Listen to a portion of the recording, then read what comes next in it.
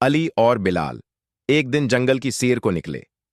दोनों बचपन के दोस्त थे और एक दूसरे पर बहुत एतमाद करते थे। जंगल का नज़ारा बहुत खूबसूरत था और वो खुशी खुशी आगे बढ़ रहे थे। चलते चलते अचानक एक बड़ा भालू झाड़ियों से निकल आया।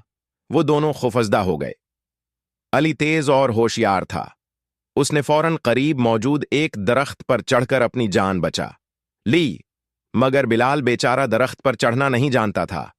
उसने जल्दी से एक तरकीब सोची।